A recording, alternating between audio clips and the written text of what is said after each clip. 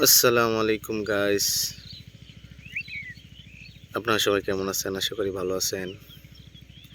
আজকে চলে আসলাম নতুন একটি ভিডিওতে আপনাদের মাঝে। এই যে দেখেন, কৃষক এই আলুগুলা সংগ্রহ করা হয়েছে আগামী বছর রোপণের জন্য, মানে বীজ হিসেবে সংগ্রহ করা হয়েছে। এই যে দেখেন আলুগুলা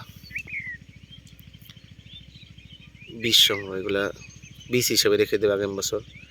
এগুলো আবার রোপণ করা হবে আলু।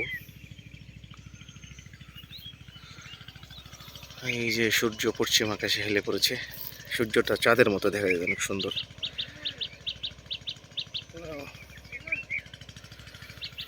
তারপরে আজকে আপনাদেরকে দেখাবো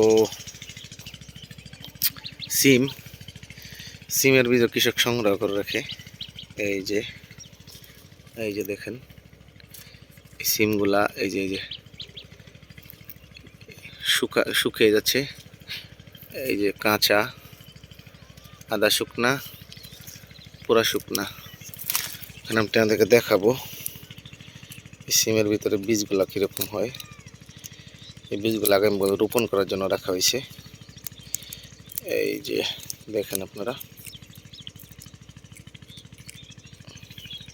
পড়ে গেল, উঠিয়ে দেখাই। এই যে দেখেন সিমের বীজ, দেখছেন? এই বীজগুলো আগামী বছর রোপণ করা হবে। এই যে সিম,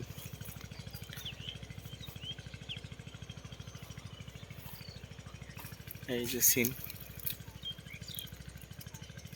ওই যে দেখেন অনেক জায়গার মধ্যে শুকিয়ে আছে, এগুলো বীজ হিসেবে এখন কৃষকের ব্যস্ত যাবে, মানে বীজ সংগ্রহ। কৃষক আবার বীজ বিক্রি করে না, নিজের জমির জন্য যতটুকু প্রয়োজন ততটুকুই রাখে আর কি।